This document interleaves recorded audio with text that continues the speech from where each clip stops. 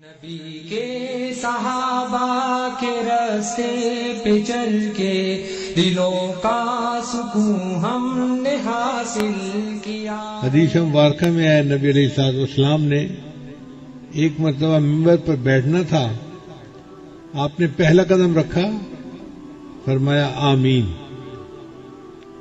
پھر دوسرا قدم رکھا، فرمایا آمین، پھر تیسرا قدم رکھا، پھر فرمایا آمین، پھر نبی علیہ السلام نے خطبہ دیا اور نیچے تشریف لے آئے۔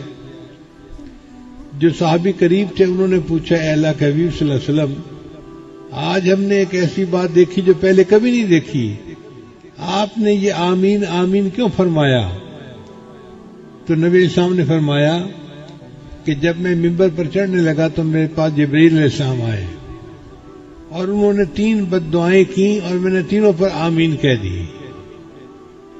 اب پہلی بات تو عجیب یہ ہے کہ کوئی بیٹے کو بد دعا دے تو ماں تو کبھی آمین نہیں کہہ سکتی، اس کو تو محبت ہوتی ہے، اور نبی علیہ السلام کو تو ماؤں سے زیادہ اپنی امت سے محبت، تو نبی علیہ السلام نے کیسے آمین کہہ دی؟ اس کی وجہ یہ کہ وہ باتیں تھیں ہی ایسی کہ واقعی جن میں انسان غفلت برتے تو وہ بد دعا ہی کے قابل ہے۔ پہلی بد دعا، برباد ہو جائے وہ شخص جس نے رمضان کا مہینہ پایا اور اس نے اپنی بخشش نہ کروائی، اور نبی علیہ السلام نے فرمایا آمین۔ اول تو جبرائیل علیہ السلام معصوم فرشتے ہیں، ان کی بد دعائی کافی ہے، پھر اس بد دعا کے اوپر نبی علیہ السلام کی جو مہر لگ گئی، اللہ اکبر کبیرہ، یہ تو بہت ہی عجیب بات ہو گئی کہ نبی علیہ السلام نے کہہ دیا آمین، برباد ہو جائے وہ شخص جس نے رمضان کا مہینہ پایا اور اس نے اپنی بخشش نہ کروائی، اور دوسری بات، برباد ہو جائے وہ شخص جس کے سامنے آپ کا ذکر مبارک ہو اور وہ آپ پر درود شریف نہ پڑھے، اور نبی علیہ السلام نے اس پر بھی آمین فرما دیا۔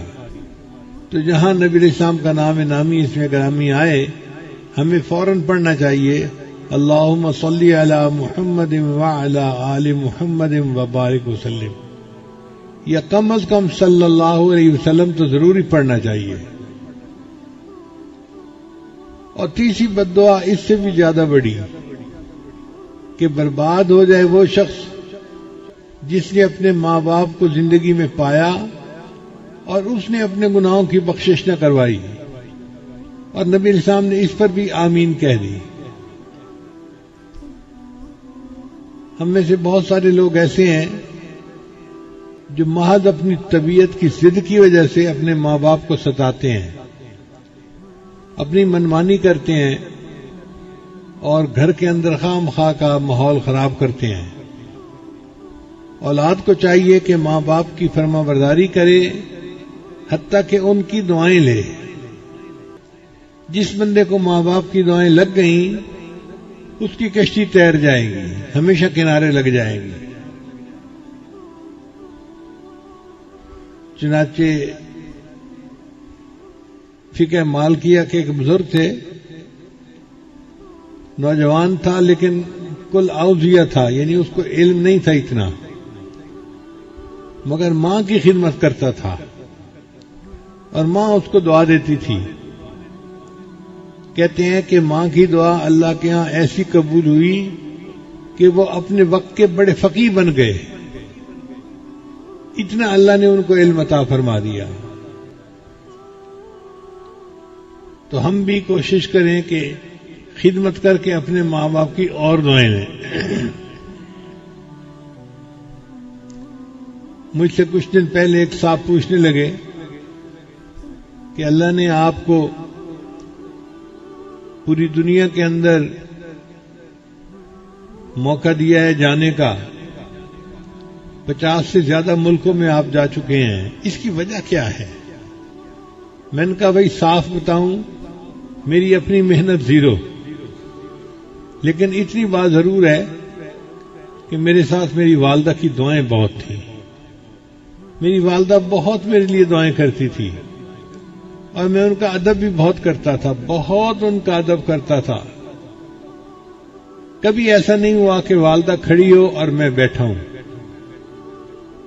پہلے وہ بیٹھتی تھی، بعد میں بیٹھتا تھا، اور ان کو میں چارپائی پہ بٹھاتا تھا اور خود ان کے پاؤں کے پاس نیچے فرش پہ بیٹھ جاتا تھا. وہ ہمیشہ مجھے کہتی تھی کہ بیٹا آپ میرے ساتھ چارپائی پہ بیٹھو، سامنے والی چارپائی پہ بیٹھو، اوپر بیٹھو. میں ہاتھ جوڑ کے کہتا تھا امی مجھے معاف کر دیں.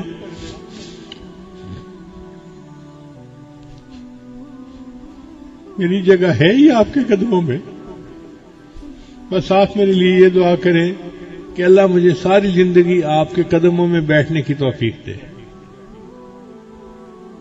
بہن بھائیوں میں مشہور تھا کہ اگر اس کے ہاتھ میں 1,00,000 روپے کی گٹھی ہو نا اور ماں اشارہ کر دے تو یہ 1 سیکنڈ نہیں لگائے گا، اس کو آگ میں ڈال دے گا. الحمدللہ میں اپنی والدہ کی یوں فرما برداری کرتا تھا، ہر بات پوری کرتا تھا، اور ان کی دعائیں ہوتی تھیں، بہت دعائیں کرتی تھی، دن میں بھی رات میں بھی. لیکن ابھی بھی دل میں میرے حسرت ہے، کاش میں نے اور خدمت کی ہوتی. یہ نہیں کہ میں نے خدمت کی نہیں، خدمت بہت کی. لوگ مثال دیتے تھے کہ ماں باپ کی خدمت جیسے یہ کرتے ایسے ہونی چاہیے، مگر میں سمجھتا ہوں کہ ابھی بھی کم تھی. علامہ اقبال نے صحیح الفاظ کہے، عمر بھر تیری محبت میری خدمت کر رہی،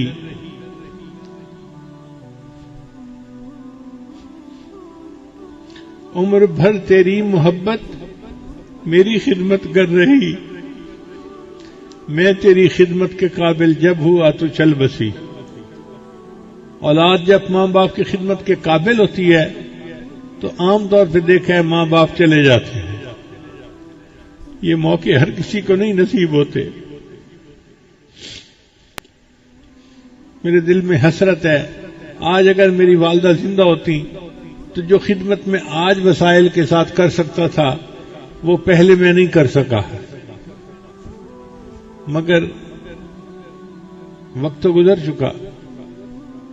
تو نبی علیہ السلام نے 3 باتوں پر بد دعا کہ آمین فرمائی. پہلی بد دعا، برباد ہو جائے وہ شخص جس نے رمضان کا مہینہ پایا اور اپنی بخشش نہ کروائی.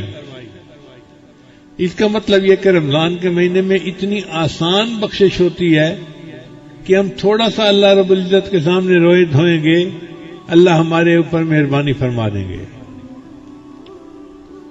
دوسری بات کہ جس نے اپنے ماں باپ کو زندگی میں پایا اور ان کی خدمت کر کے اپنے آپ کو نہ بخشوایا وہ بھی برباد ہو. اور تیسری بات کہ جس کے سامنے نبی علیہ السلام کا نام نامی اس میں گرامی آئے اور وہ نبی علیہ السلام پر درود شریف نہ پڑھے. جبریل السلام نے کہا وہ شخص بھی برباد ہو، اور نبی علیہ السلام نے اس پر آمین کہہ دی. لہذا اب رمضان کے بعد 2 باتیں ہیں، یا تو رمضان کے بعد کا دن ہمارے لیے عید ہوگا یا رمضان کے بعد کا دن ہمارے لیے وعید ہوگا. اگر تو رمضان میں بخشش ہو گئی تو رمضان کے بعد کا دن ہمارے لیے عید بن جائے گا، اور اگر بخشش نہ ہوئی تو پھر رمضان کے بعد کا دن ہمارے لیے وعید کا دن ہوگا. اللہ تعالی ہمیں سمجھ عطا فرمائے کہ ہم رمضان مبارک میں اپنے رب کو منانے کی کوشش کریں.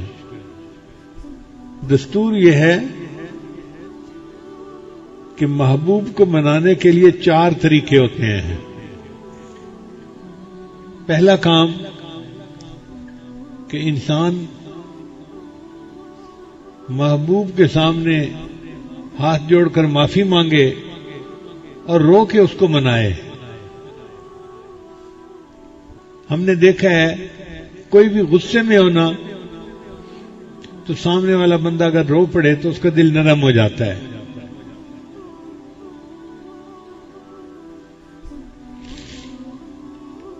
یہ رونا بھی بڑی کام کی چیز ہے. شاعر کہتا ہے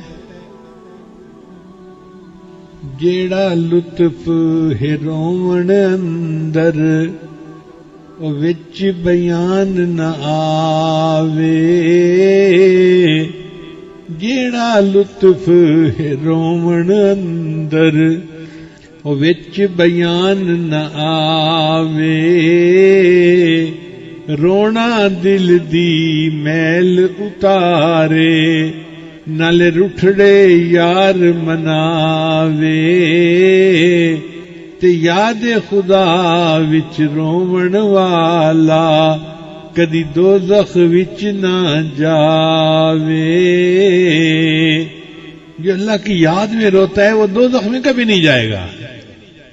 تو ہم بھی رمضان کی دعاؤں میں راتوں میں اپنے اللہ کے سامنے تنہائی میں آنسو بہائیں اور اپنے رب کو منائیں. یہ پہلا طریقہ ہوتا ہے منانے کا. دوسرا طریقہ ہوتا ہے کہ جو ناراض ہونا اس بندے کو بار بار ملا جائے تاکہ بار بار ملنے سے وہ جو ناراضگی ہے وہ کم ہو جائے اور طبیعت کے اندر محبت آ جائے. جو مومن دن میں 5 مرتبہ مسجد میں نماز پڑھنے آتا ہے وہ یہ شرط بھی پورا کر دیتا ہے. وہ اپنے محبوب کو منانے کے لیے 5 مرتبہ آتا ہے, ملتا ہے, جاتا ہے, آتا ہے, جاتا ہے, تو یہ شرط بھی پوری ہو گئی.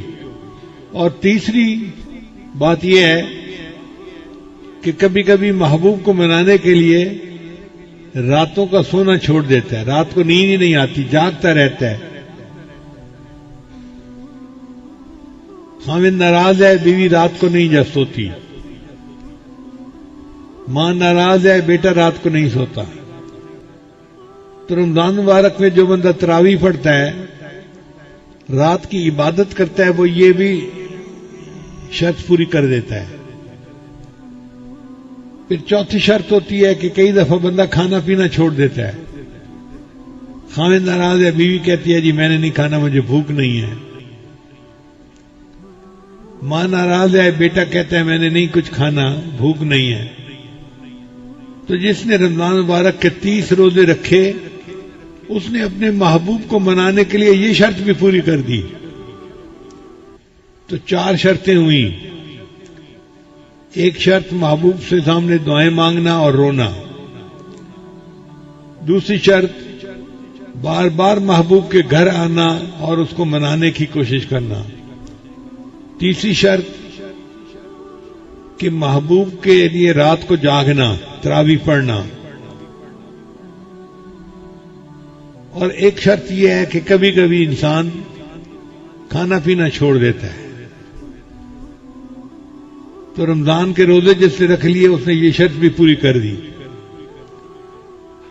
اور 5ویں اور آخری شرط یہ ہے کہ بندہ کبھی کبھی محبوب کے قدموں میں بیٹھ جاتا ہے اور کہتا ہے جی کہ میں آپ کو منائے بغیر نہیں اٹھوں گا.